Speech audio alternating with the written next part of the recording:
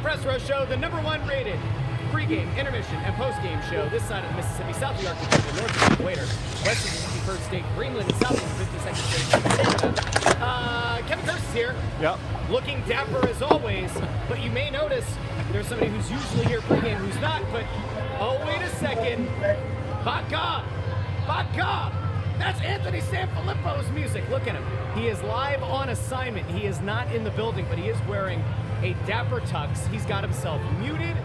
I feel like we're going back to the early COVID days, the way that he's taking a gallivanting around some unknown location. He's frozen again. Welcome. We'll see when he's ready. I'm going to take him, I guess I'll take him down until we can figure out what he's doing. We can't just have a simple pregame show, Kevin. Like, why on earth? I have to take him down. So sad. Well, actually, we'll keep this audio. That's the smartest he's sounded in months. You know what? I'm glad that you're the one that said it, and it didn't have to be me. Intern Andrew looks thrilled with this technological advance. For whatever reason, your mic sounds a little weird. Kevin's coming in. My mic sounds weird?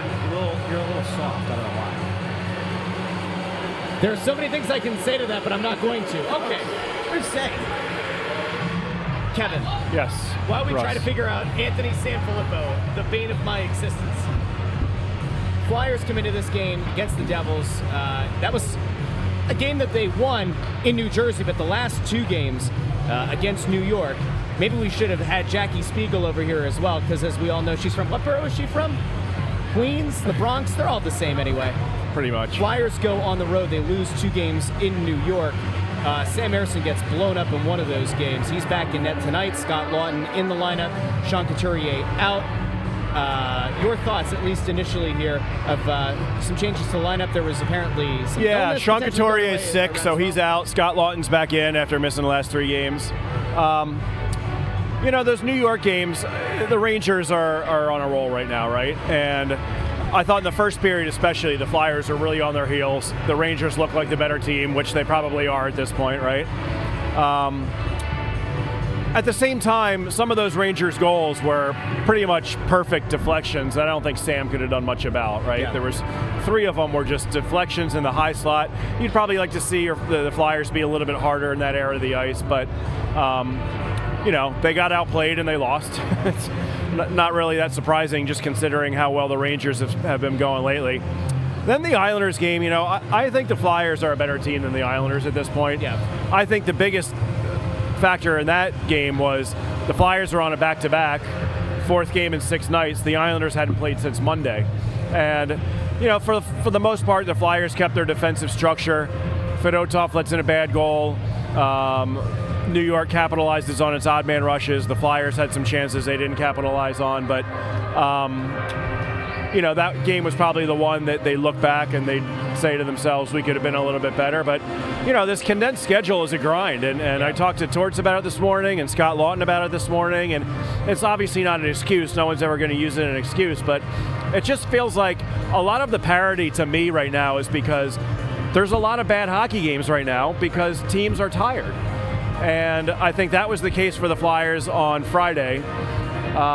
We'll see how they play. I'm not saying I think they're a playoff team or they're better than the Rangers or they're better than the Devils. I don't think they are better than the Rangers or the Devils, but I do think that they need to have there has to be some sort of sympathy for them for having to play that second of a back-to-back against the Islanders. Now, I mentioned Ersson, you mentioned Fedotov, and I'm sure in a move that some people might have brought some joy to your heart, a guy who you and we and quite frankly thought probably belonged back in the AHL was sent down. Alexei Kolosov not with the team. Were you surprised that it took that long for the move? Yeah. Are you surprised that he did end up going down, that they didn't continue to carry 3? Yeah. What were your thoughts when you saw the move? Well, I don't get happy or sad. No, it is what I'm it is. I'm not saying that you do. I'm happy when I'm right, Yeah. and I was right about this one because I wrote after I think it was a Vegas game, right? He just the back-to-back games in LA Vegas. He didn't look like an NHL goalie. Yeah.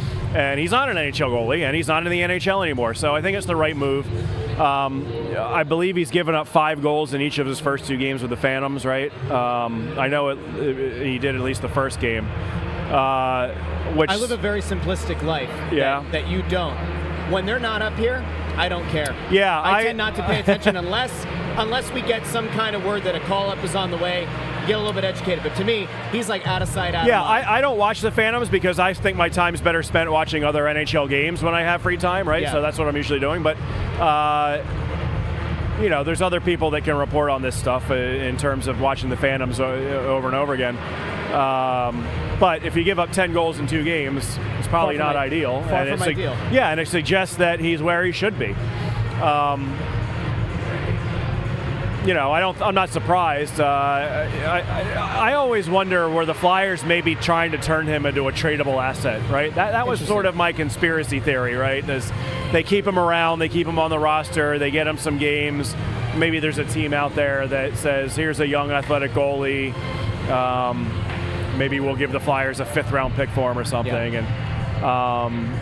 And now we'll see how he does, but I think he's kind of an afterthought. You got Bjarnason, you got Zavragin, both playing well. Bjarnason will be here next year with the Phantoms.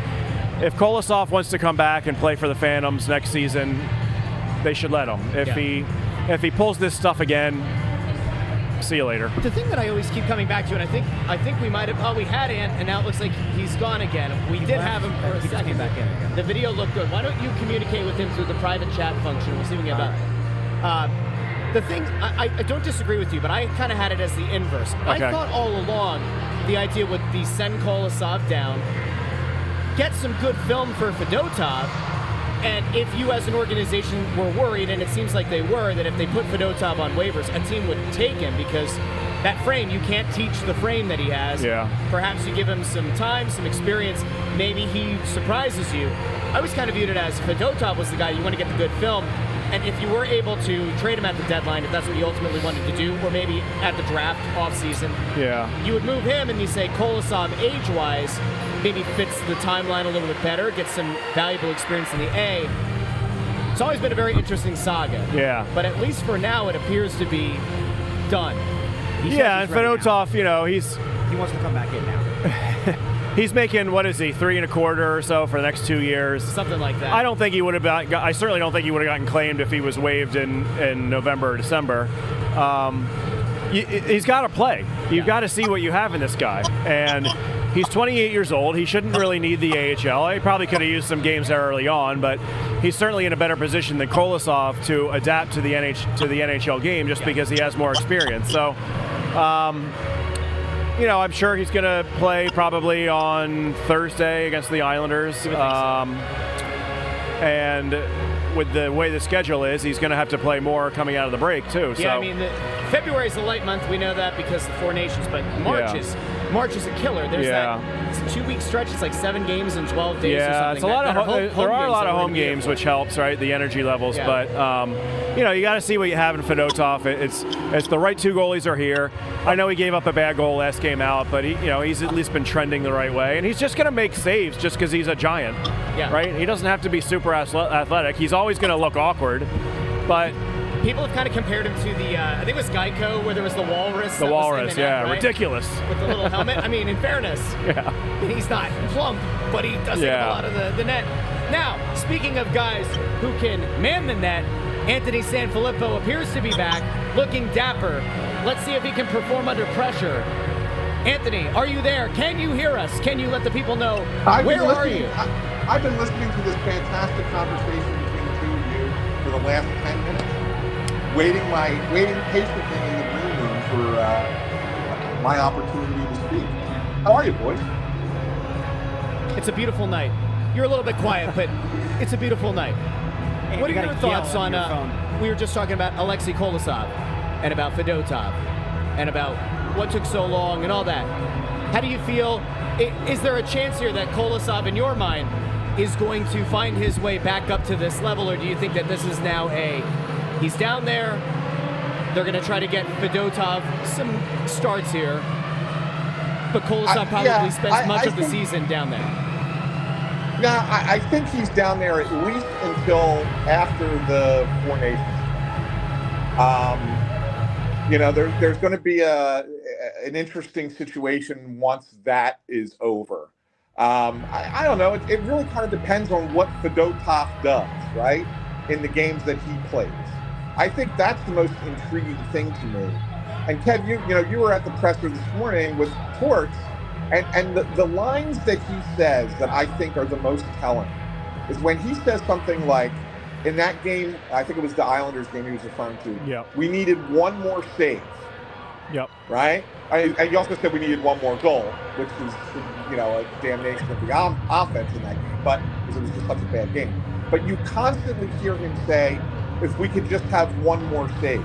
I think that's them saying that they're just not thrilled overall, and how can you be with how the goaltending has played this season? And so, I think they're going to give Fedotov a chance here to play some games. Mm-hmm. But ultimately, I'm not convinced that he's the backup long-term for the remainder of the season. I do think there's a possibility we can get to a point where Kolosov can come back and be backup. Yeah, I agree with you. I don't think there's any assurances that Fedotov's going to be the backup next season. He's going to have to make the most of his starts here moving forward, right? I mean, as they keep saying, they're still evaluating Sam Ersson, and can he be a number one? And right. He's sort of answered the bell a little bit lately, to his credit. But as Russ was saying before, the schedule's going to get pretty busy here in March, and you're going to need your backup. But you got to learn what he is, right? He needs to start at least 5, 6, 7 more games here moving forward, just so you get a bigger book on him. I agree. I agree. No, I was going to say, I'm just curious to see when they make the decision.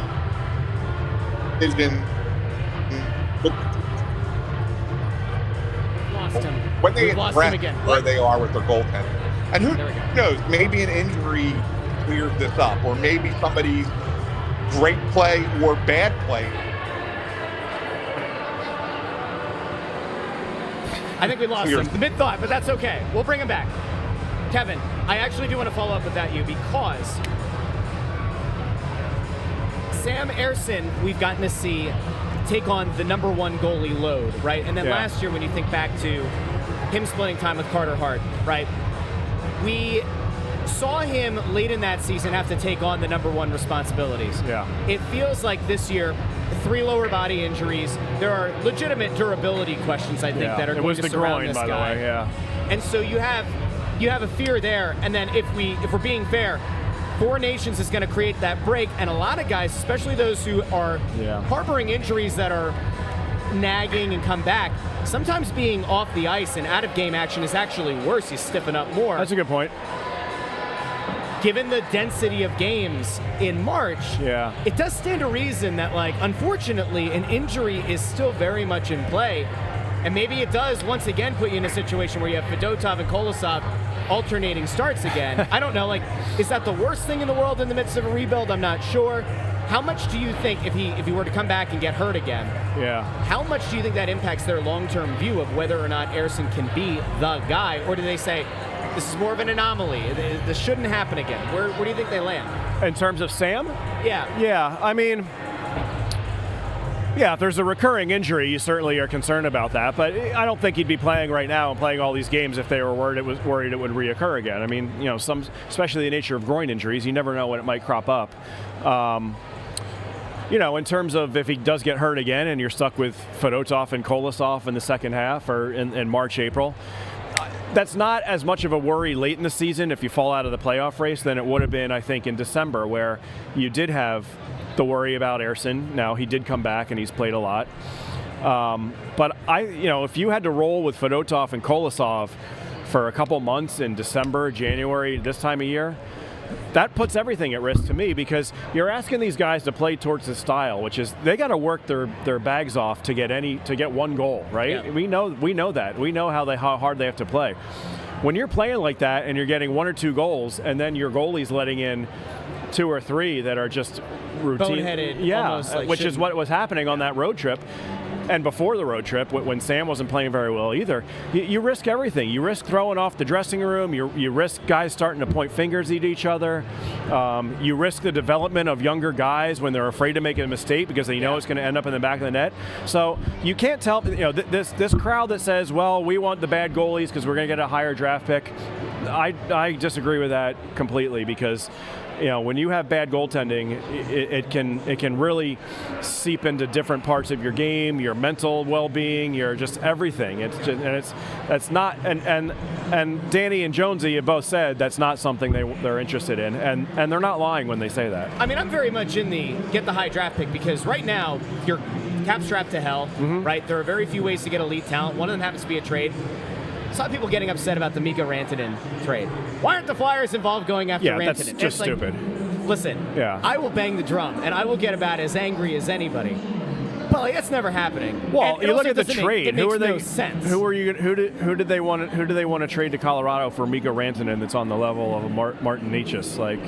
There's nothing. There's nothing that even is remotely comparable. No, there's a team that's trying to win now that needs to plug in a piece that can play and contribute right away. Yeah. The Flyers don't have that guy. While I'm very much in the camp of get the higher pick, actually try to go out and get star talent because there are very few teams in this league. I asked Twitter the other day. I said, give me 3 examples in the last 25 years where a team has had one elite potential guy, which I would say is Mishkov, has picked in hockey purgatory for a bunch of years, and has gone on to win a cup. One of the loudest people said Colorado. Colorado's that team. Yeah. I said it's a terrible example because Colorado picked 5 times in the top 10 over an 8-year period. They picked 3 times in the top 5. Yeah. Terrible comp. But some people like to go back to that. And then the question is, do you have the appetite? Do you have the stomach to be that bad for a long period? I don't know. I guess I'd posit, was the wait worth it for Colorado? Did all those fans that had to wait for Nathan McKinnon, that had to wait for a Rantanen, that had to wait for a McCarr, did they feel like it was ultimately worth it? I think that if you win the Stanley Cup in your lifetime, For sure, yeah. you probably feel like, it might be worth it. Yeah. Do you think this fan base has the stomach for it? Well, I only came back a year ago, so I know, I probably don't have as much of an appreciation for the fact this team hasn't been very good for about 10 years now, right? Other than some fleeting moments of competence. But there is different ways to build a team. Now, we'll see. I don't know if this is going to work, right? And hell, Flyers might end up with the 10th worst record in the league and end up with the 3rd overall pick in the draft, right? I mean, Lottery these things are possible, So, I understand we want to lose games for a higher draft pick, and hell, there's some merit in that, right? Yeah. I mean, but at the same time, you're able to find very good players late in the first round, and I think they have a lot of faith in Brent Flair with what he's done in the past, not just in Philadelphia, but also in Minnesota. So it puts more pressure on your scouting staff to go out and find those guys, but that's why you put more bullets in the chamber in terms of 3 first-round draft picks, 3 second-round draft picks, maybe another first if you end up trading Risto. I'm glad you brought that up because that was going to be the next place we were going to go. Yeah. A year ago, I think the conversation around Risto was, hey, he's playing good hockey, especially at spurts last year. It was like, Risto actually looks like a competent defenseman for a change, right? In fairness, there were some bad years in Buffalo, and when he first got here, he didn't blow the doors off anyone. But what he played at last year was all right, do you try to sell high on him? But probably last year, you're eating a part of that contract. Maybe you're attaching a pick just to move off that deal. Yeah. For better or worse, them being patient, because there were teams interested last year, them being patient has maybe paid off. I don't think you'd have to attach a pick to him. I don't think you're really looking at a scenario where you have to eat the salary. The question is whatever you're going to get back in a trade, is that draft capital, whether it's this year, next year, late first round, is that pick, if you're making it, worth it? Is that pick, if it's being added with something else to make a move for a bigger impact player, is it worth it? Where do you land? Do you think that he fits their timeline? Do you think based on the signals that you're seeing, it makes more sense to keep him? Where do you land right now? His age and his salary does not fit the timeline. I would look to move him. I'd be content, if you're the Flyers, I think you're fine maybe eating salary for this, this year or whatever, maybe even part of next year. By that 3rd year, that shouldn't even be a question. The full salary has to come off the books, especially with the cap going up. The one concern I would have trading him is that it makes your blue line pretty small, and it's already a small team. Do you want Cam York, Jamie Drysdale, and Emil Andre all in the lineup at the same time? Now, I asked Torts that a couple months ago, and he said the size didn't worry him at all, but he wouldn't expand on it, which to me says, well, maybe he is worried about it. He doesn't want to talk about it. because he is a big guy, but that's why he's going to be sought after by some teams at the trade deadline. So I do expect him to get moved. I expect it to be after the Four Nations. This is based on stuff that I've heard. But Danny, I don't think was lying either when he said the other day at the press conference, we're not going to feel pressure to move him because sometimes those deals are easier to make in the summer, right? And if they do happen to win another 3 or 4 in a row, they might want to keep him around because if they get back in the playoff picture, I think I do think myself in the head. Yeah. Every time that comes up. Make the playoffs? Yeah. Yeah. You're in year 2 of a rebuild. You set the expectations. Like you said. Well, they haven't really explicitly said, and people have started to point this out more and more.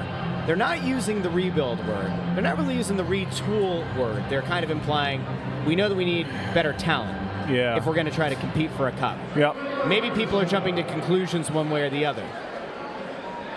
Do you think it's the right call? If they get to within 5 points of a potential bubble playoff spot, just knowing what they are, knowing what's coming down the pike, knowing what the month of March is going to look like, and the end of the season, a lot of good teams that they're going to run into. Some would argue it's a buzzsaw. If they're within like 5 points around the trade deadline, are you looking to add, or do you just say, you know what, maybe we don't add, but we're not going to sell off. We're going to give the guys the chance to. They're not going to add. It. They're definitely not going to add. There's no doubt about that. But they could be more reluctant to sell off a guy like Ristolainen or,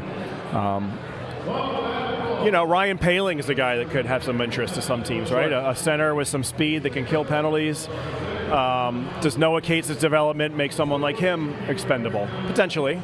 Especially if you want to keep a Scott Lawton around. I think he makes a Lawton expendable, but I get your point. Yeah, he might. Yeah. So I don't expect them to add at all. I think they've been very clear that they're not going to do that. But it could make them more reluctant to sell. And now if some team comes in and offers a first-round pick and a pretty good prospect for Ristolainen, I don't think where they sit in the standings is going to matter. They're going to do the same thing they did last year when they moved Sean Walker. They got the asking price, they got the first-round pick.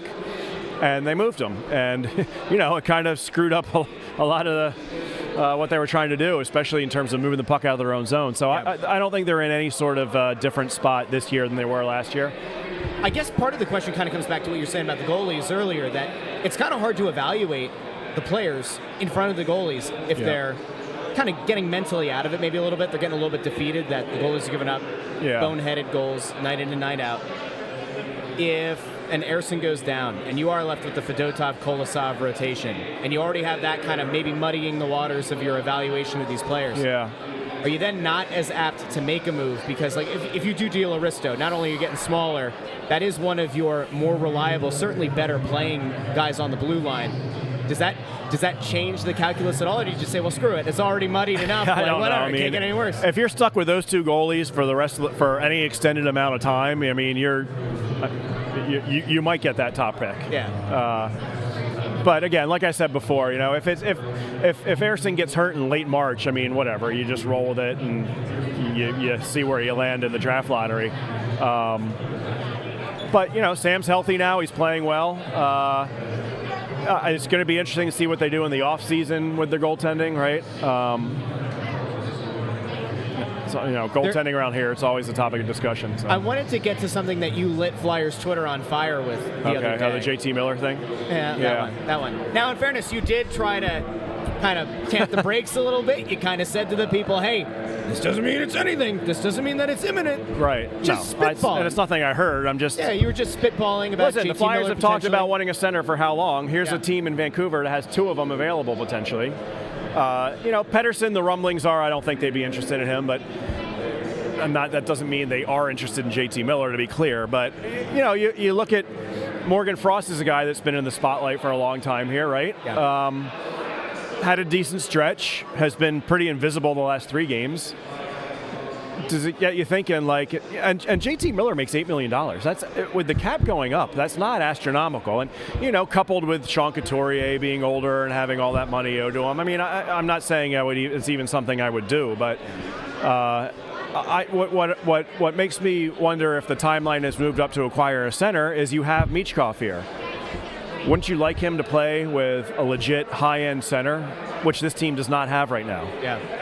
So that's why I wonder a little bit about a guy like that, because, and he's not ancient. He's 31 years old. You see Sidney Crosby's how old now? He's still at the top of his game. And again, I'm not saying he's Sidney Crosby, but I think the right kind of player can be still effective late in their career. I mean, I saw a 36-year-old Joe Thornton one year after Christmas was second in the league in scoring behind Sidney Crosby.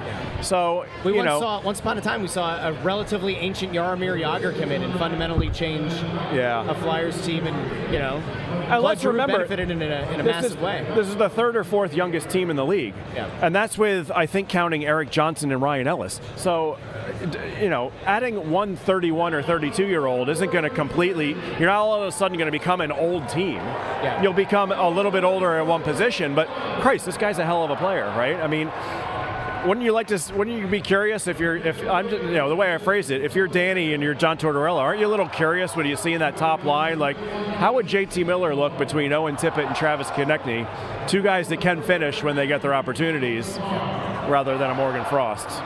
I'm not really that intrigued by the idea, to be honest. All right, that's fair, yeah. Listen, I think that if they were a year or two farther down the line and you had that other potentially elite guy maybe a year away, or if like last year, if you had ended up with like a Demidov who was a couple years away, I'd say, yeah, hell yeah. Absolutely. Go get Mishkov an actual center to play with. It'd be great. Yeah. Part of me wonders, and I know that you said that you don't think they would ultimately look at a guy like Pettersson, but like 5 years younger, has a $12 million cap hit. It's massive. You think about, are you going to make a deal for Pettersson now? Absolutely not. Could you in the offseason? They have $6.5 million of dead cap and retained money coming off the books. If you trade Aristo, that's another $5. Yeah. You're practically there. It just becomes a case of, I mean, if you like him, how much draft capital are you willing to give up? Like I had 100 if you truly like him, I mean, I don't know. I'm not sure they truly like him. Keep in mind, Rick Tocchet and Keith Jones are like, BFFs, right? So there's probably a little bit of insight there into him, but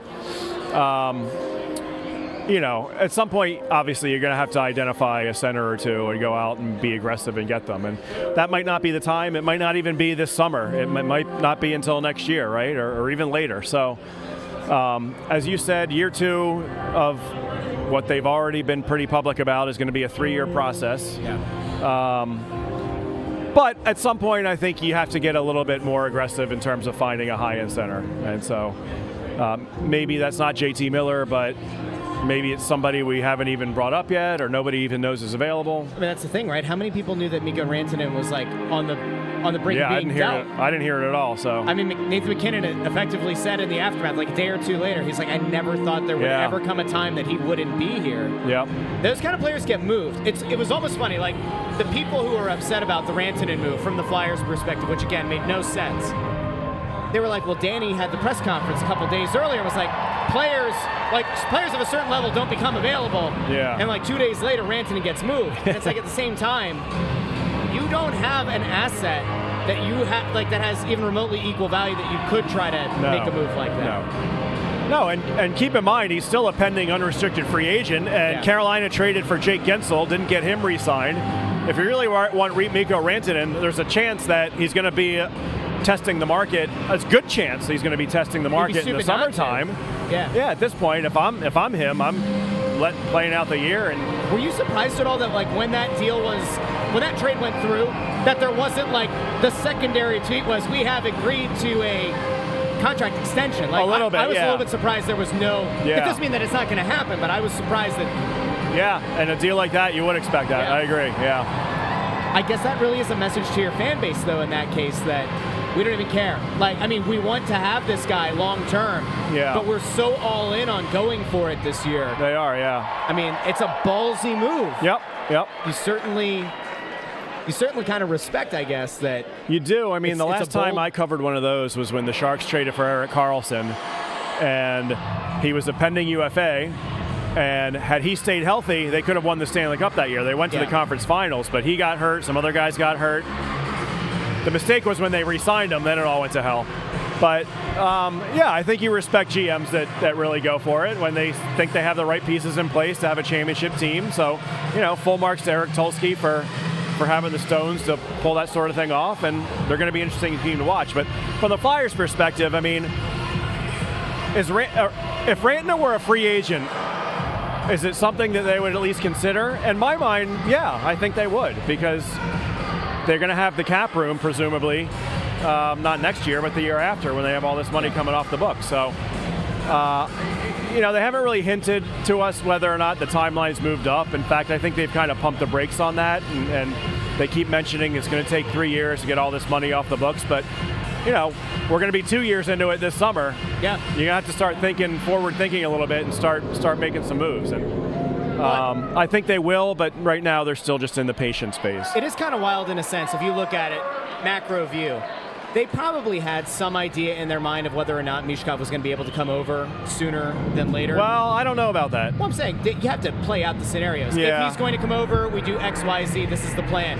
If he doesn't come over and he's not here until 26, it would have been right, the 26 season.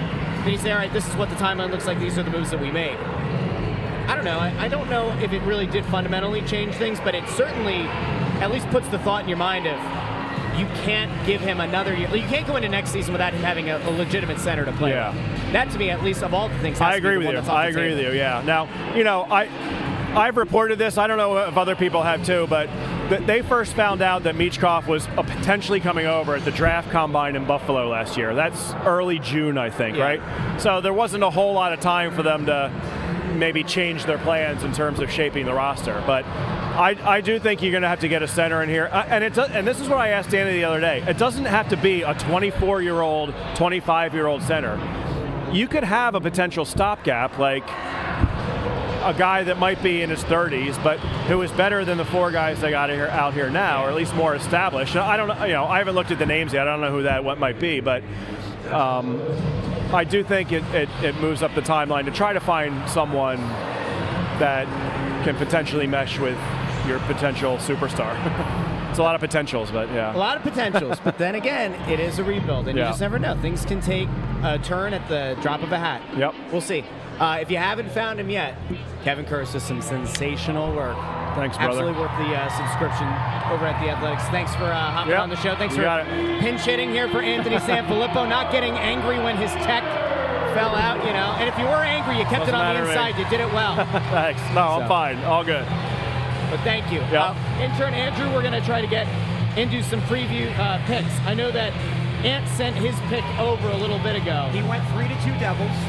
3-2 Devils? Yes. Did he give any logic behind it? No, he just said, I'm leaving. My pick is 3-2 Devils. That was it. Do you have a thought either way tonight? On this game? Yeah. I mean, I'd pick the Devils probably if I had to put I don't know if Bundy sent his over. I saw Bundy walking about. We'll put that over on. All right. Oh, there he is. Okay.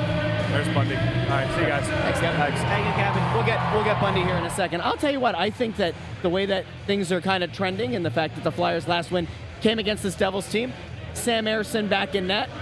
I don't know if I'm ba-da-pa-pa-pa loving it. Bundy, do you have a prediction for tonight's game? I do have a prediction for tonight's game. I'm going to go 3-2 Flyers. 3-2 Flyers. Ant went 3-2 Devils. Intern, what did you think? I have the opposite feeling you do. I'm going 5-2 New Jersey. 5-2 New Jersey? 3 games in a row for the Flyers. They've only gotten 1 goal in regulation. Wow. Yeah, I know. Wow. I know. That's why I can't see a high-scoring game. He shears out. Are we live still? We are, yeah. Yeah, okay, yeah. We're just chilling out, bro. Yeah, I don't know. I'm going Flyers. I mean, this is kind of like, this is the most important game of the year for the Flyers. I mean, and the next game will be also. They're just too far behind. Those 2 Metro Division losses in regulation are just killers. Like, they're just absolute staples. Like, they have to go. So that's why tonight's game is super important. It's also the first of a back-to-back with this team. And I think that, you know, I always say the team that gets the first win has a little bit more luxury on the second night. So this is a massive, massive game for the Flyers. That's why I'm marking it as high as it is. I'm actually going to surprise people. I'm going to go 2-1. I think it's a low-scoring game. Yeah. I could see the Flyers winning this one. Yeah. I don't like the low scoring. I think that that's a serious issue, obviously. But Sam Ersson, I expect to bounce back tonight. The 2-1 Flyers. All right. We will be back. First intermission, second intermission, and post game here on the Press Row Show. If you haven't done so already, like the video, share the video, and subscribe. And we will talk to all of you in the first intermission here on the Press Row Show.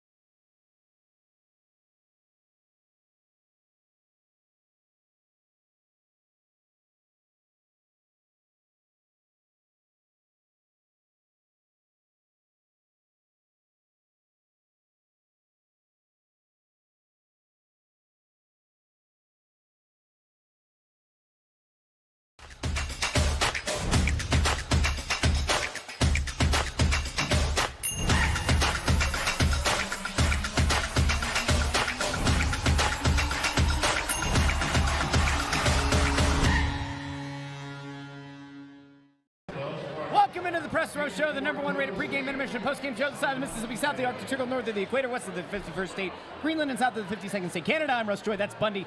Intern Andrew on the ones and twos, and of course, Anthony SanFilippo, not with us tonight. He is on assignment. Tried to join pregame, and that was un desastre. That was not good. But Bundy, you're here, and I'm glad you're here. And I'll tell you what else I'm glad about. Flyers with a 2-0 lead in that period, and I don't know if you want to start with the goals. I don't know if you want to start with the macro view thoughts on it. But well, I think the thing that got them going, I mean, right off the gate, out of the gate, the Flyers ended up giving the Devils a 4-minute power play. Ristolainen high stick one of the Devil players, and they went to the box for 4 minutes. And the Flyers did a masterful job killing that penalty. The Devils had maybe a setup for maybe 30 seconds out of the 4 minutes total. Flyers cleared the puck to perfection after that. Just about every single time, and then that gave them a little bit of a chance to build on it. The Flyers got themselves a one power play. Point goes right back to Bobby Brink off the initial draw. He's at the point, shot, hit Brett Pesce, bounced into the net off the Devils defenseman, Brett Pesce. That gave the Flyers a 1-0 lead. Just like a few seconds later, off the draw, it was a broken play in the middle of the ice. Lawton just took in his return to the lineup. It ended up being a 2-on-2. Lawton shot the puck, and then Farabee weaved his way through the two defensemen and got the garbage rebound, and he ended up slipping it past Allen. 2-0 Flyers. Really good first period for a team that knows it's having a hard time getting going offensively, but it sure looks like the way they played against the Devils, they might just have this team's number for some reason. I mean, we talked about this a little bit pregame, just in that couple of minutes or minute and a half that you and I were together, but you're coming off of two horrific results. I mean, if you care about the possibility of remaining within striking-ish distance of a playoff spot, you lose 2 games to Metro teams on the road. Rangers get blown out. Islanders game not particularly great. What kind of message do you think it sends to the locker room? I mean, obviously, these guys are the ones who did, but like, what kind of message do you think it sends to those guys internally? Hey, we bounced back here. And started off very strong. Great first period. I mean, there's no shame in that at all. I mean, they did a lot of good things, killed a great penalty, kept the Devils to the perimeter, as that's what the Flyers were doing when they went 5-0-1 in those games. They did a great job of checking right up the middle of the ice. And they made things difficult for New Jersey. I don't think New Jersey didn't have a whole lot of chances in the middle of the ice. They're trying to get some shot opportunities. Jack Hughes turned the puck over about 4 times entering the zone. That's a good thing because he's their best skilled player right now, especially with Hischier out of the lineup, who brings a great two-way center to the game, who the Devils are sorely missing tonight. But no, I look at the first period, and I think the Flyers had just a great first period in terms of getting 2 goals, killing off a major power play to start the period in terms of 4 minutes. Not much more they could have done in terms of getting better in that period. And the thing is now is when the game settled in, how do they look at 2-0? They got to keep pressing forward. A guy that you have to feel pretty good about. There goes a New Jersey fan. What right here? Jersey fan. What do you think about when people get the jerseys and they don't have a number or a name on the back? Is that the one that just said Jersey on it? It says Jersey. To me, it just looks like the guy's wearing a jersey and he's telling me he's got a jersey on. Oh, because it's Jersey. Because Jersey. Jersey. That's a jersey. Oh, nice. It's kind of ironic. All right. One of the guys that you kind of have to feel something for or feel something about coming out of that period, Sam Ersson back in net for the first time since allowing 5 to the Rangers. What did you think of his performance in that first period? I don't think he saw a whole lot. Like, there wasn't a whole lot of great chances coming from the other end. I mean, the Devils are trying to work the perimeter, and as somebody just said here, the Devils are a good fit. But yeah, there it is, because they're a perimeter team which plays right into the Flyers' hands. The Flyers are locking down the middle of the ice. It's going to be very difficult for New Jersey to get anything going. And I think that's a pretty fair evaluation. If they're going to try to play skill from the perimeter, then it does fit right into what the Flyers' game plan is, and that's locking down the middle of the ice and making it difficult for anybody to get scoring chances there. When the Flyers are on the top of their game and playing well, there's not a whole lot of chances against them in terms of the way that they're structured defensively. They have to play in between the hash marks hard, and they've done a great job of that so far in this game. Probably also helps that it's a big crowd tonight. It is. It's first responders night. Yeah, Greg from Vineland was talking about it here in the comments, but big crowd tonight. There was a crowd last week, not a very big crowd, not a very loud crowd, but tonight, very packed house, and you said first responders night. First responders night, which is a great night. Yeah. Honor a lot of the great first responders in this in the Delaware Valley community in Philadelphia. So that was, and it was a hot ticket here tonight. I know that because I asked for some tickets, and they said you have to wait until game day because of the first responders night. So that's a really good sign. I'm going to bring on intern Andrew because, as we all know, friends, there's nothing quite like having intern Andrew here in the first period where he drop some kind of knowledge on us, and that knowledge comes in the form of the stat of the night. Yes. Intern, do you Oh. have a stat of the night? I do, as a matter of fact. So you understood the assignment. You could say that, yeah. Is this a stat that is going to make us feel warm and fuzzy? I think so. Okay. Both warm and fuzzy, I believe. All right, well, then we'll allow it. All right. So you guys touched on it just a second ago, but the 2 goals that the Flyers scored just 28 seconds apart by Brink and Farabee, that's actually the second quickest 2-goal span by the Flyers this season. What? Treat it like trivia. Okay, do you know what the fastest was? Do you remember? This season? This Yeah. season. I don't. I think I know. Go ahead. 25 seconds. Owen Tippett. It was 23, but you're right. It was the game against Florida, December 5th. Yeah. He scored 2 by himself, 23 seconds Yeah. apart. And that was the fastest that a Flyer had scored 2 goals apart since I think Claude Giroux did it in like 19 seconds or something. Yes, I forgot about that. Right. I forgot about that part. But so that's actually 3 times this season the Flyers have scored 2 goals in 30 seconds or less. 3 times they've done it this year. That's good for 6th most in the entire league. Wow. Vegas is number 1. They've done it 6 times this year. Wow. Scoring in bunches. Yeah. That was it. That was a good stat. Good stat. Yeah, it's a nice good job, stat. kid. Yeah. Thank you. You have a good trivia question for a second intermission. I'm excited for this trivia one, actually. I've been working on it for a little bit, so... How long does a little bit... How long do you think he takes for these trivia I questions? think he takes his time. It depends on the team. I think he's pretty thoughtful. Do you think his hate for the Devils... Yeah, I think it's shining does he get through. he gets up for those kind of games? You have some animosity towards the Devils, don't you? Yeah, I think the Capitals are the only team that I dislike more. Really? Yes, I think New Jersey's my 31st favorite team. Is what I would What say. a year they're having. Capitals? Nobody saw that coming. I know. They're big, they're physical, they play in the middle of the ice. How many goals does Ovechkin need? Needs 20. 21, I think? Or is it 20. 20? Okay. He'll get there. I can't believe how He won't quickly this year. bounced I don't back think he'll You get don't there think this so? year. No, I don't think so. That's a goal every 3. Every 2.5 games or so? Yeah, No. that's a lot. That's a okay. lot. Yeah. I hope he breaks the record. Yeah, I do too. I think it'd be great. Be good for the It game. could be good for the league. It'd be pretty cool. I think the coolest sports memory I have was I remember I stayed up and watched Bonds break the home run record. Yeah. That was cool. So it will be an interesting moment if Ovechkin ends up breaking. That's when he had all the Popeye or the spinach in him, though, right? When his head was Allegedly. like this, His head was 3 times bigger in They used to have 2000 to- than it was in they used to 1989. Allegedly. they had to cut 2 helmets and fuse them Jeez. together. They would Fuse take, them together. They would take the flaps off of one or off the one. Is and then that they put it that's together. that's not considered the record though, right? No. Well, I mean, it kind of is. Officially. I think did Is they it still official? recognize it? Oh, 73, wasn't it? What? The home run record. 763. No, I meant the single season. You weren't talking about the single season? Oh no, I'm talking about when he broke Aaron's. the all time. Yeah. I thought you all were time. talking about the single season. That's No. my bad. Okay. That was a little bit before my time. That was like early 2000s. So Okay. I wasn't really watching. But yeah, sports he had a then. lot of spinach, and his head got huge because, as we all know, people who eat a lot of spinach get a big head. Okay. All right. Well, It's we'll good talk trivia. To you, we'll talk to you second intermission as you, drop some knowledge on. That's a fine trivia. I was. You know what? Good on him. He's getting better at this. Fine trivia. These Metro games are just so important for the standpoint of points, like taken away from the other team. I mean, I know the Devils are ahead of the Flyers, but man, these 4-point games are just massive. Like they really are in terms of where you are. That's why those 2 losses were just devastating. The Flyers have got to make sure they keep ahead in this game. It's a super important game. You know what's crazy? This is not to relitigate this whole thing. The other day, I think it was it might have been after the Islanders loss. There were a whole bunch of things going around Twitter. I'm sure you saw the Rantanen trade. We can Yeah. talk about that for a second.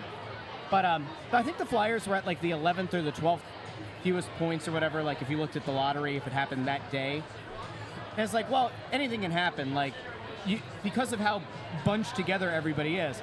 Right now, the Flyers, after those 2 losses to fellow Metro teams, they're sitting with the 8th fewest points, or the 8th best odds of getting the number 1 pick in the draft.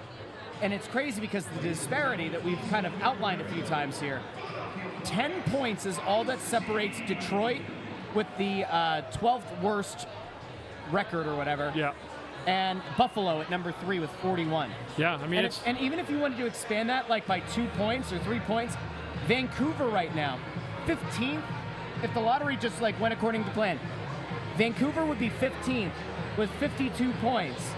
That's only 11 points different from Buffalo at number 3. Yeah. That's insane. It's 9 points different from number 4 with Nashville. I know. I was talking to one of the Devils reps before the game walking up today. Actually, it was Kenny Danico, who's former defenseman, and we were talking, and we were both saying, like, it's not going to be out of the realm to have 7 teams vying for the last 2 spots the last week of the regular season. And I think it will. Like, you're going to have that many teams where every single point is just precious. I mean, to that point, right? So if you figure the Rangers right now have 52 points in 49 games. Yeah. They would be 13th in the lottery right now, 52 points. To get into the playoffs, they would need 3 more points. Now, that's independent of the division in the conference, right? But, like, point-wise, they're 3 out of a playoff spot. That's insane. Yeah. Yeah. So you talk about parity in the league, and you talk about how, like, this Flyers team, if this league were actually good, right? You'd say night in and night out, this Flyers team maybe doesn't have enough to win a lot of these games. But because of the parity that exists, there's the you chance. could just as easily be top 7 in the draft as you could one of the final bubble teams to get in. You go out and go 5-0-1 again in another 6 games, and you got yourself in a pretty good spot again. You know, that doesn't mean you're going to be in the playoff picture if you will go 5-0-1 if you're the Flyers, but you're certainly going to be climbing the standings. The problem is, like, you got to look on Thursday and Friday when you lose 2 games. I mean, it's crushing, especially in your own division. Regulation losses. No overtime points, nothing. I mean, they are just absolutely devastating because the other team just climbs right up on you so quick. And, you know, with the games coming at us so fast and furious, I mean, that's why you have got, I mean, it almost feels like you got to win every night if you're going to make the playoffs. Like, and you're not, because there's going to be other teams playing each other that are battling for the same spot, and teams are going to win that you think are going to lose, and vice versa. And so it gets crazy. But, you know, good start in this one for the Flyers, getting that 2-0 lead. The Devils seem like they're a fragile team for some reason. And I know they haven't played like that all year, but if they really are this perimeter team, and this, like I said, this feeds right into what the Flyers want to do. I saw the comment here, and I'm going to go to Tony Louie here, who says, Bettman wants at least 2 more teams, though. You know, we've talked about the idea of expansion and how already there are too many teams, right? What's the nice way to say that a lot of these teams don't have enough talent to actually field a competent NHL team? There is not enough players to put 2 more teams in this league. If you want to just be completely honest, there's not enough. Yeah. You're not going to be able to field. You're gonna start thinning this league right out, and it's thin enough as it is. It is. I've talked to head coaches in this league. Yeah. Literally talked to head coaches this year that said to me, word for word, you could take my 3rd and 4th line and swap them with any single 3rd or 4th line in the league, and it would be exactly the same. And that was from actually 2 coaches. Both teams are in playoff spots right now that said that. It's all power play. It's all your skilled guys that get the job done at the end of the day. But there's not enough guys to go through 23 more players to make a competitive roster in this league. I just don't see how that's going to happen. If it were to happen. It's going to happen. Well, if they were to expand to 34, and it's a league that doesn't have, or it's a league that has a salary cap, realistically, how many of those 34 teams do you think would be cup contenders? Because you would think that after a while, like, would free agents start to just flock? Would they, in a 34-team league, would you see more players say, you know what, I might forego more money, or I might flock down to Florida where the tax burden is different? That's happening everywhere now. And you're going to have it where there are going to be like 6 good teams in the league? I was just going to say to you, you asked me? Yeah. I was going to say 6 teams. Oh, 6 teams. That's what you get out of 34. That'll be contenders. You'll water this league down to a point where you won't recognize it. I'm telling you, you're going to add another 50 American League jobs to the NHL. That's what you're getting. I agree with Quebec. Quebec needs a team again, and we may as well bring Hartford back too. I loved Hartford.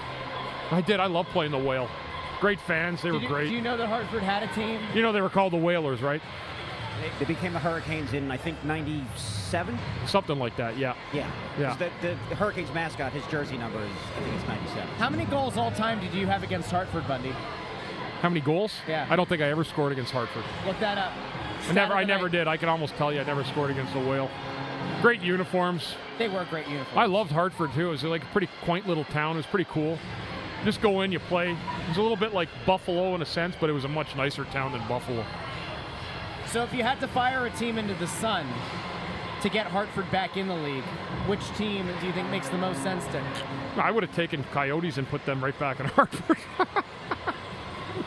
I mean, they're going to Utah. All's warm and fuzzy in Utah right now. They are. Utah seems to be embracing the team. Yeah. Which is certainly better than what they had in the desert. In the desert, it was awful. That was a disgrace to the NHL, the Phoenix Coyotes. Which market is more likely to have an NHL team return to it? Atlanta or Phoenix? Well, Phoenix, I don't think will ever get an NHL team again. I mean, that would be. So? I mean, if they did, that would be crazy. Well, Atlanta, there's talk of it. I mean, how many times did Atlanta have a team? Two. It didn't work. Yeah. And then, but apparently they're telling us, so there's a group of people in Atlanta that says there's a great area in Atlanta for hockey. It just wasn't downtown. Atlanta's turned into a really good sports city. It's okay. Yeah, I mean, well, I'm just saying, like it. I mean, they have good baseball, football. I mean, you know, their soccer fan base is insane, right? Like they still fill up Mercedes-Benz Stadium, the football stadium. They still get at least 30-something thousand people, which is the lower level of that. Yeah. I don't know. I think it's a good sports city. Make of that what you will.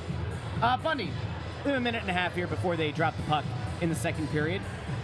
If you were John Tortorella and you're talking to the team, you have a 2-0 lead, a very dangerous lead in hockey. What's the number one thing you're preaching to the team about starting this period? Keep playing good defense. They've done a great job, and they have not taken away from what they've done offensively. Devils had more shots on a goal at one sequence because of the power play, but Flyers have done a much better job through the course of the entire hockey game, playing better so far in the first 20 minutes. They're going to have to keep that up. They really are, and they're going to have to stay out of the penalty box, which will be pivotal as well.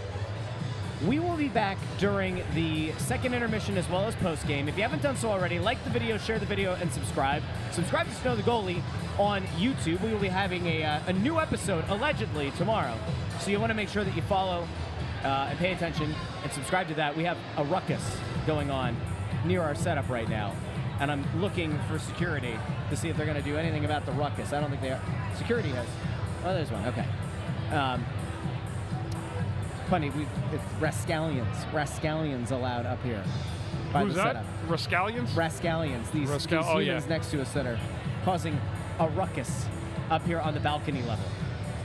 A lot of all Devils fans. They probably are. All right, we'll be back. Second intermission here on the Press Row Show. Talk to you soon.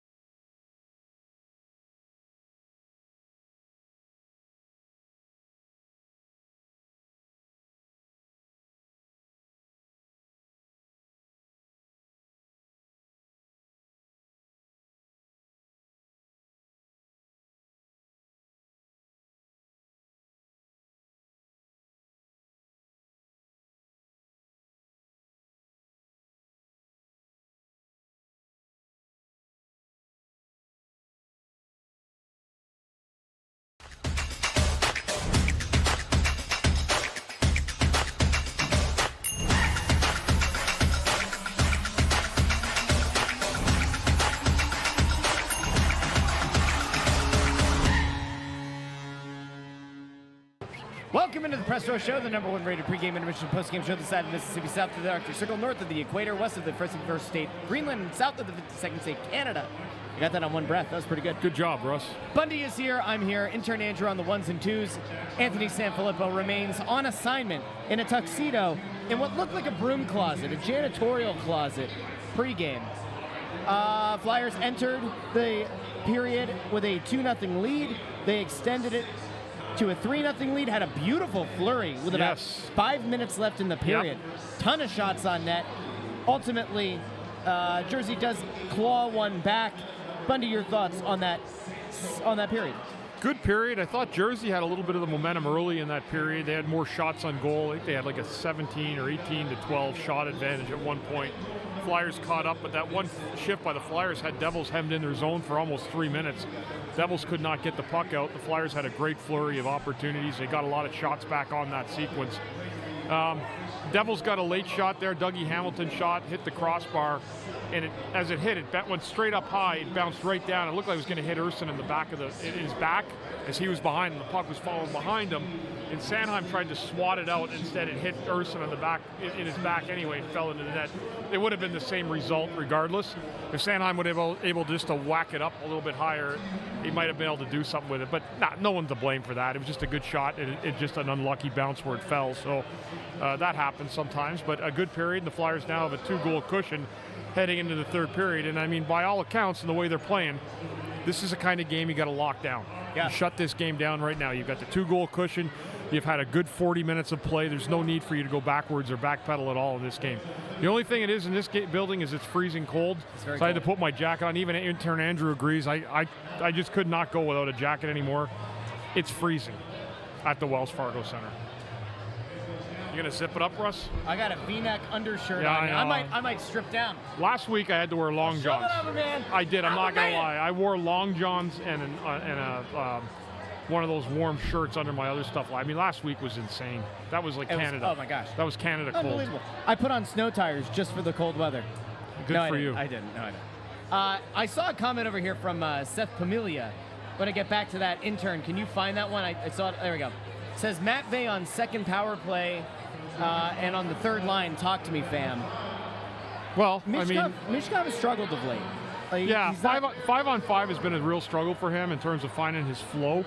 So to keep him offensively sound and to give him a nugget, they're going to use him on the second power play. So, you still get an opportunity. If it's not happening for him at even strength, or Torts is having a hard time getting his minutes or mitigating those minutes, then it's not the end of the world because he does get second power play time. So he'll come out of it. I mean, he's a rookie. He's going to go through stuff, as we all know, guys that have played. It doesn't matter how much talent and skill you have.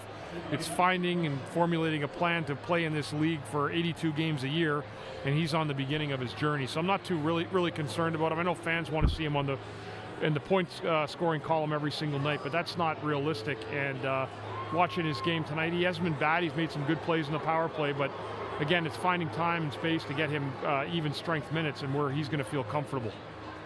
I thought for a second I heard people booing. Did you hear that? But it's Mites on Ice.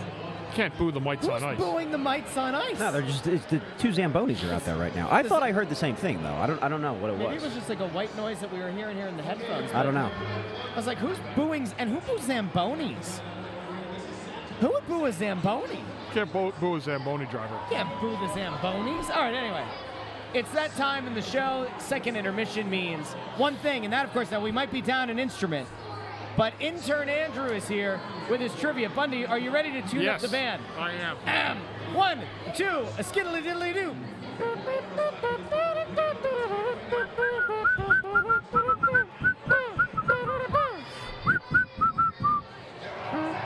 Thank you. By the way, Bundy, I regret to inform you, you never scored against the Hartford Whalers. I told you that. Yeah. You did say that. So I went and double checked. However, on March 10th, 1998, do you know who you did score against? March 10th, 1998. Swear if you guess. I have a guess. I'll say the Boston Bruins. The Quebec Nordiques. No. What day was it again? March 10th, 1998. This is just a setup for my trivia question. This isn't the actual question. Yeah, Oh, it's Cooper DeJean. Oh! It's Cooper DeJean. That's why we're hearing the ooh sound. Okay. They're not booing. They're It's Cooper Coopering. DeJean. Okay. And Cooper's riding the Zamboni. I don't know if you know this or not. He's a good player. He's an exciting white. I was just about to say. Here on the program. There you go. Coop's the riding the Zamboni. Is he not? That's him on the Zamboni. Yeah, it was DeJean. They Who's showed on him. the other one? Is that the don't other know. exciting white, Is, Reed Blankenship? is it Blankenship? It might be. I don't know.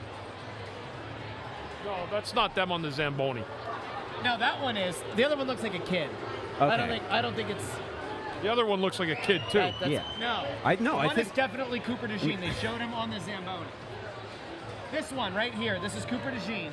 That other one is a small human. That is a small child. Anyway. You can't blame us. We needed to get to the bottom of why there was booing or oohing. Anyway. All right, I'll just save you the time. No. March? March 10th, 1998, you scored against the Devils. Okay. Why did you have to ruin it? Because that's just the setup for what my actual question Well, we is. got distracted. I know. March 10th, 1998.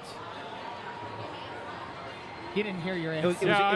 It was a first goal of the game, if I'm not mistaken. I think Roger Nielsen, did he just take over as the? He just took over as a coach the day before, and I scored the first goal as him as a head coach. Boy, that's a good way to make a good impression on a coach. First goal for the Flyers. First goal for the Flyers. Yes. It was a bomb past Brodeur. Yes. So I was going to say. Yeah, and that was so Roger Nielsen. That was his first game coaching us that year. If you could check the stats after, if I'm not mistaken. Okay. So when you have 29 career goals, you can kind of sparingly put yourself around each and every one of them. And so I think that was the game. I took a point shot and it went. There was nobody in front.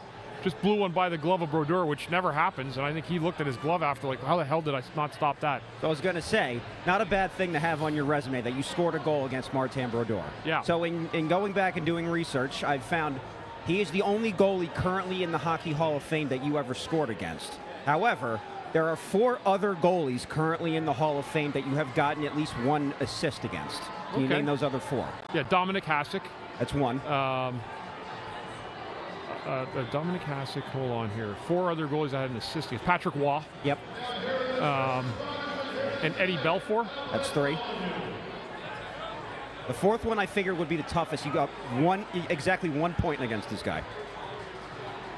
What year did he get that point? I don't You remember. don't have to give it to me. Is it Eastern or Western Conference? West.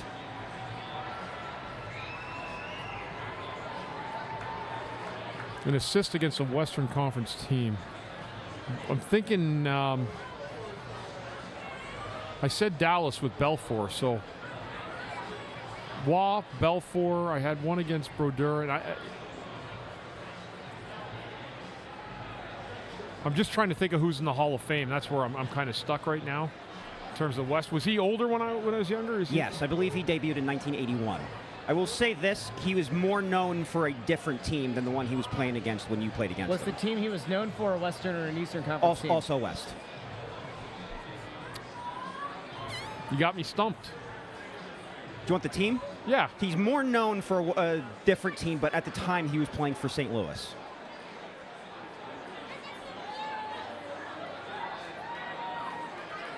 What was his more well-known team? The Oilers. The Grand Fuhrer. Grand Fuhrer. Yeah, one assist against him. How about that? That's pretty cool. They count all the same. Five Hall of Fame goalies. You were in their back. They were in your back pocket. Yeah, I owned them. Dominated them. I dominated the Dominator. I thought I had one against Hasek in the playoffs. I just kind of. You probably did. I think Or was it Steve Belfour Shields also. then? You Yeah, did. Yeah. All right. That's good. Good Intern, stuff, Andrew. good. That was a Good nice job, job buddy. today. There's a couple of people that said Osgood, by the way. You did have assists against Osgood. He's not in the Hall of Fame, though. I was surprised at that. Yeah, I had a goal against Osgood, too. Yeah. Yeah. Osgood, Richter not in the Hall of Fame either. Richter, that's surprising, huh? Richter, yeah, that's weird when he's not in the Hall of Fame. Hey, He's a Bundy, great goalie for a long time. Can I ask you a question? I'm going to anyway, but you have this thing where you said you scored how many? 28? 29. 29 goals in the NHL, and you have pretty damn near photographic memory of all of them. If we were to sit down with Alex Ovechkin, No, there's no way he'd remember. He's just scored too many of how them. many do you think he would remember? 50. Really? 50, that would be just like where you'd actually say to yourself, because I can remember mine, and I think there's some that him, like, think of the overtime and the giant heroics that he's put out in front of us for the last 15 years or whatever it is, you know? I think it's pretty amazing, actually, what he's done. It's going to be cool when he breaks that record, because I really didn't know if he was going to be around long enough to do so. There was a question over here from Scotty's Wild Adventures, who says, Russ, when Bettman steps down, does Gretzky make hockey great again? Gretzky, would he ever be the commissioner? Did they make it great again? That's a great question. You know, like, you fans enjoy the game? I mean, do you like watching the game? When I ask you, I mean, is there something they could do better? What could the league do better to make the game better? If you think it's not a good game, getting rid of the too much defense. I mean, there's a lot of lockdown hockey. That's one of the biggest things you talk to people is a lot about the guys that used to play. There's not as much physicality.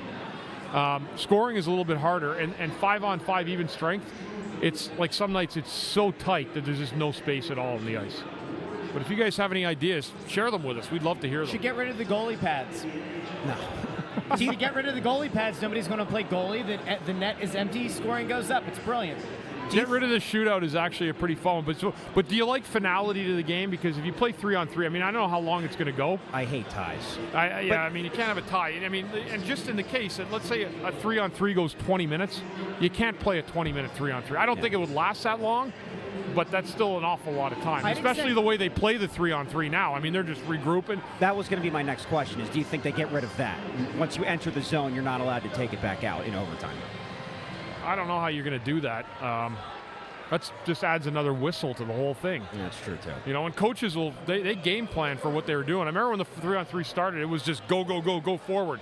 And then some coaches like, no, bring it back. Let's regroup. We'll get a line change. And it kind of changed the whole scheme of the 3-on-3 in terms of how it was played. But, yeah, I don't know. There's a lot of things. I mean, again, the lack of physicality. You know, you bring a lot more Europeans and Russian players over here, and that's the way the league's going to be played. It's played like a very finesse European-style game now. The NHL game is. We see some people in the comments saying, you know, rather have a tie than a shootout. I agree with Landros up there, who said 3-on-3 for 10 minutes. I think if you can't get a winner after 10 minutes in the run of play, then fine, a tie is okay. All right. I really don't like the shoot. When the shootout first happened, I said, all right, cool, because I do like finality. I don't like ties. I like finality. I like it like an end game score. Like, so I know the shootout brings that. I know people don't like it, but it does bring an end game result to the. You know, when you used to leave like a game and it was a 2-2 tie, it was a weird feeling. You know, now that you think about it, you're like, you know, we just tied. That game that you scored against Brodeur was a 2-2 tie. Yeah, it was a 2-2 tie. Yeah. They would never do this, but what if, I actually hate this as I say it, you keep the overtime rules the same, okay? If you win in overtime, you get 2 points. You lose in overtime, you get 1 point. If it goes to a shootout, you only get 1 point for a win in the shootout, 0 points for a shootout loss. It incentivizes teams to go for it in overtime, because either way you end up with a point. If you win it, you end up with 2. If it goes to the shootout, it's almost a penalty that, like, all right, somebody does end up with a point. However, it would have been better to get it into the run of play. Yeah. No, I know. I mean, it's kind of stupid, but at the same time, it would incentivize teams to actually go for it in that 5 minutes. You got to put the incentive in. That's where you got to make the incentive for the players, because right now it's like they're almost, some teams are playing for the shootout. Look at Detroit last week. So it is a good idea, though, Russ. I do. There it is. I don't know how you would. Like, the only problem is I don't know how you would enforce it. Like, I don't know how you could then say to somebody, like, especially if you're a team, like, just imagine. You play a really strong game. It's 4-4. You go to overtime. Frenetic pace, just back and forth for 5 minutes. And at the end of 65 minutes, you essentially say to one of the teams, you busted your ass for 65 minutes, but sorry, guys, you only get a point. Yeah. I mean, I guess that's the downside. That's why, listen, a lot of ideas are out there. It's just, I don't know how you'd end up. I think the NHL, I have a feeling they're going to restructure the way that the game is played within the next 3 years. You think so? I do. I think they got to be very, very careful the way the game's going right now. The league is still trying to draw the new fan in. And I think some nights when they watching the game, I think the new fan is going to be a little bit unsure of what he's watching. If you're trying to, they got to find a way to bring that new guy in where he's like, I love this. Like, I absolutely love the game of hockey. And and that's not the case for everybody right now, but there's a way to do it because it is a great game. Would you change anything about the size of the goal or about the size of the rink? I don't know. No, I think the rink size is good. I like the big ice. I don't think you can take away the seats in the building. I don't think owners are going to want to do that. Sure. Making the nets you're going to really open a real bad can of worms with that because of the history of the game. Yeah. If you make the nets an inch wider, you're not going to be able to statistically match up the histories for goaltenders. I think the net is fine. I think there's a lot they can do. They have to put a committee together of former players and current guys and see what works and what doesn't. It's interesting. This is a very engaged crowd over, especially on YouTube, throwing their ideas out there. Somebody said, "What about thinning the goalposts?" You know what's funny? I'm going to make this comment again, but I used to hear this all the time. Remember when Fox Tracks had the puck? Yeah. It was blue, and then it would go red when you shoot it fast. Yeah. And so, I have heard more casual fans tell me they loved Fox Tracks. Really? They loved it. They said it helped them understand the game and follow the puck. The biggest qualm people get, new viewers, is I can't see the puck on TV. I don't know how to follow the game. That's the most common thing I get from people all the time. As games continue to go to more streaming services, I think about, have you ever watched one of the NFL games on Amazon where they have the stat cast? You have the alternate cast and it Yes. has a lot of the on-screen graphics. Yeah. If you eventually can elevate it to a place where the Fox track becomes an optional thing, then totally fine. I think it's you great. can toggle that on and off. I love that. Love that. I don't know how you do that. But I it's actually sophisticated technology. There are times where I'm watching two out-of-town teams.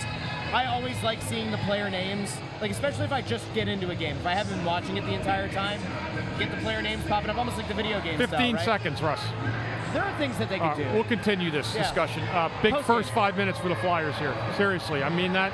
They need to make sure they get the pucks in deep into the zone. Keep locking down the middle of the ice, and we'll get out of here with 2 points. We'll talk to all of you post-game here on the Press Row Show.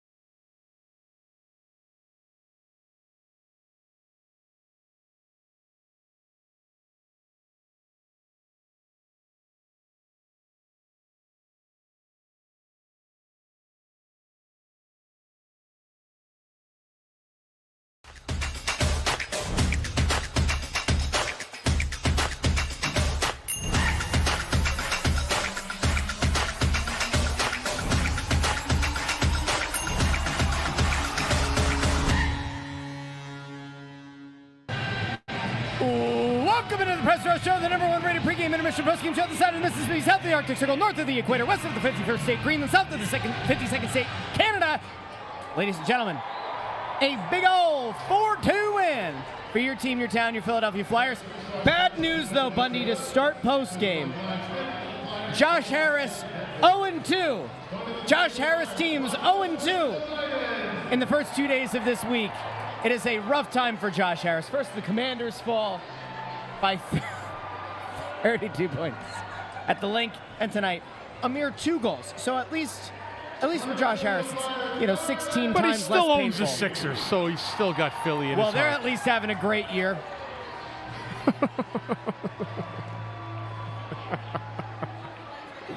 All right, we're going to get into it here. I will remind people that we are going to be back on Tuesday morning with a new Snow the Goalie, the Only Flyers podcast.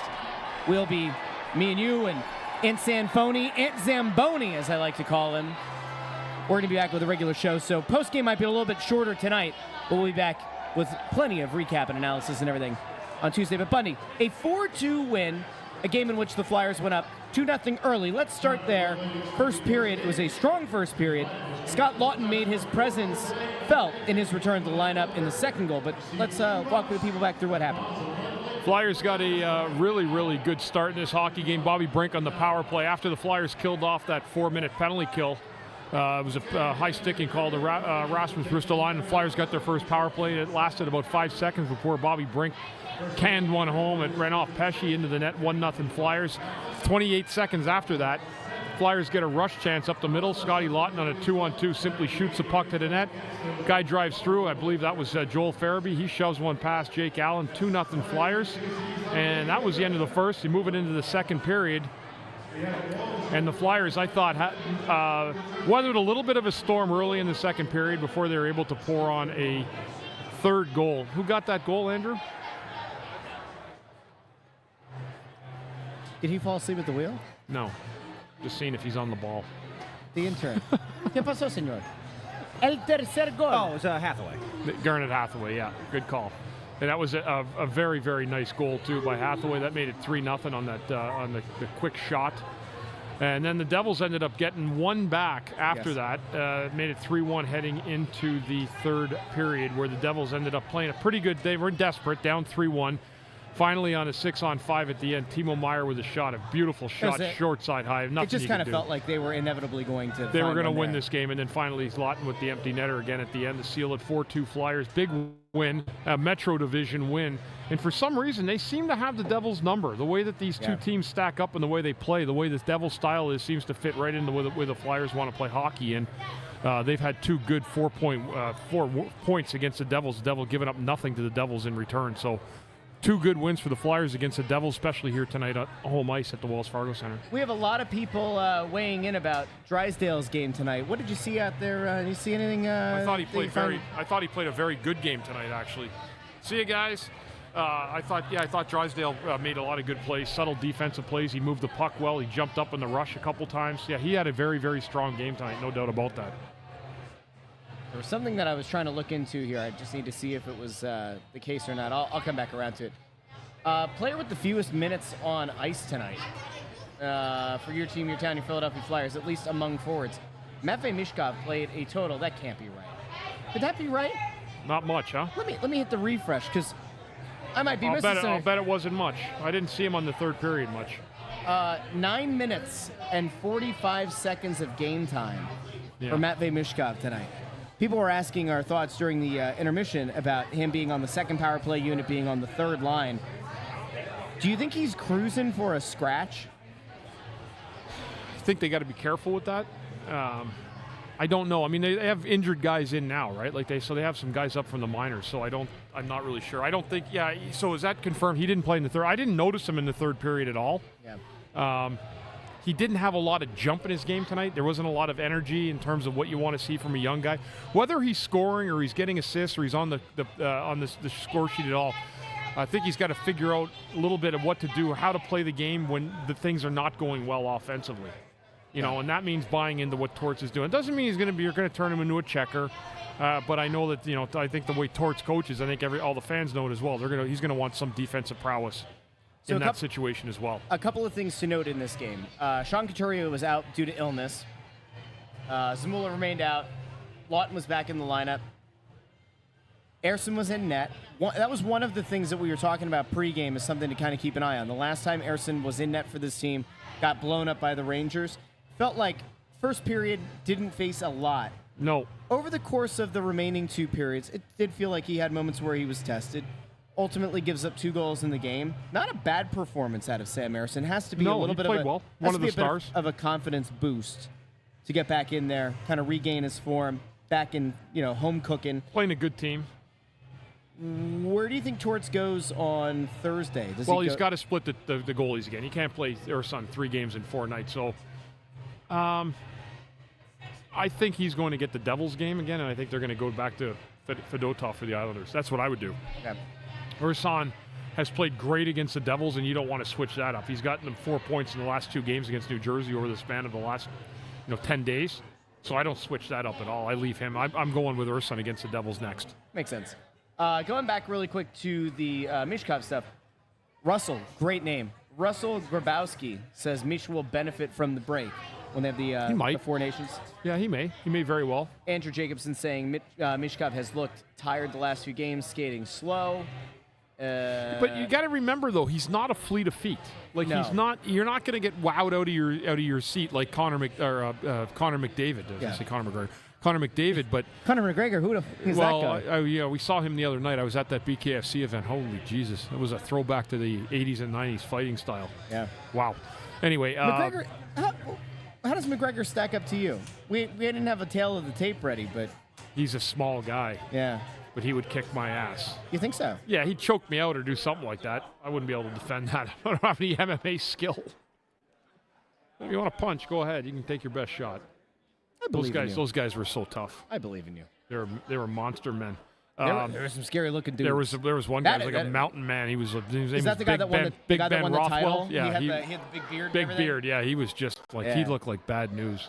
And he didn't look like any worse for the wear after. He looked he looked like he hadn't even gone through a fight. I was shocked. I couldn't. There was believe that one dude who was like full crimson mask. There was like 13 fights, and I was there. I was there till 12:20 in the morning.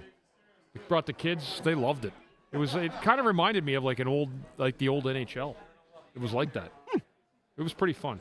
Anyway, Connor McDavid, Mishkov's not gonna wow you like McDavid with his speed, but he's a small space skill operator, and when he doesn't have that, that's why the power play is something to feed him with, and if they're not getting power plays, he's on the second unit, he's not going to see a lot of ice time. I want to go over here really quick to Rob Greeley. Not hockey related. Could I get a shout out to my wife, Carol, celebrating her birthday tomorrow, January 28th? Please. Yeah, Rob, send us a super chat and I'm just kidding. Just kidding. Happy birthday, Carol. Hopefully Carol's a viewer of the show, enjoys the show. If not, Carol needs to find her nearest device and subscribe to Snow the Goalie on YouTube. And happy birthday, Carol. You know what? January 28th seems like a great day for a birthday. This one's pretty funny. You see this? What is... I think it's making fun of the mayor. You can't spell. Yeah, but why is it? That was one of the most embarrassing things I've ever seen. E L G S S E S S Escalflizzies. Elxus.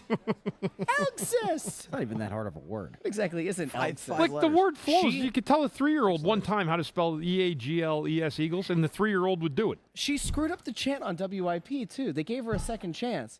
She got the EAGLES, but what happens after you spell it? You say Eagles. You say Eagles because you have to remind people like it's almost like a spelling bee. Like I know how to spell Eagles. She goes EAGLES. Go Eagles. There's no go. Oh no.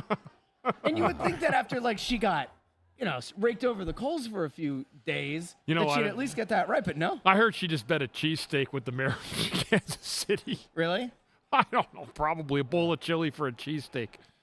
No, she probably What's Kansas City's food? No, she probably wagered Primanti Brothers. She got confused and gave a Pittsburgh. Oh, Kansas City barbecue. KC barbecue. That's fine. Yeah. Or a cheesesteak. Do you say chili? That's Cincy. It's Cincy. Yeah, Cincinnati's chili. the Skyline chili. chili, yeah. Seems gross. You ever put chili on a hot dog? Yes. On a tubular meat? Yes, I absolutely have. It's delicious. Chili There's a place in cheese? Detroit. There's a place in Detroit called Coney Island Hot Dogs. Oh, yeah, there's one. Well, They're legendary. I used to go there. I would eat there if we go to play Detroit. Right when I was broadcasting, I would eat dinner, lunch, dinner, lunch. If we had a day off in Detroit, I would go nowhere but Coney Island every time. Really? Eating chili dogs. Three chili dogs in order, yeah, and fries with chili. Is that the best out-of-town food that you had Oh, it on was the road? just so bad for you, but it was delicious. Anybody, and you can actually order the kits too, the Coney Island kits to send them to your house. Yeah, like that? there it is, American Coney Island. Yeah, that's it. That's the spot in Detroit. It's in a little hellhole, and it's just a great spot. I'll tell you what. You don't Look have at to that! Look at that beautiful! Look at that thing right there. You don't have to go up to Detroit. You can go up to Pottsville, Pennsylvania. There's a Coney Island up there. Where's that? Pottsville. Is there really? Is it the same as that one? No, but it's the same idea. Same idea, yeah. Yeah. Well, if it's The in Coney. Pottstown, I'm going there then this Well, summer. there's Pottsville. Two different ones. Pottstown. No, Pottsville. Oh, Pottsville. Okay. Pottstown is like, Yeah. Okay. Pottsville, Homie Yingling Brewery. I should do like My I hometown, should do you some know? of my like reviews from the road of like where the go- best food is. But you this was a spot. I mean, it was just unbelievable. You scoop the anthracite coal. And I'd stuff my belly too for like $15. Yeah. 3 hot dogs, chili fries, and a soda. Oh, Brian Knowlton gets it. Says Tony's Lunch. They have a burger at Tony's Lunch. It's called the Fluff. It's called the Fluff Burger. Really? This is gonna sound so gross, but it's so good. It's a cheeseburger. It's a burger, right? And they have this like homemade. I don't know what the hot sauce. See you guys. Is. Take It's care. like Enjoy the it's night. Like chopped See you, Mike. peppers.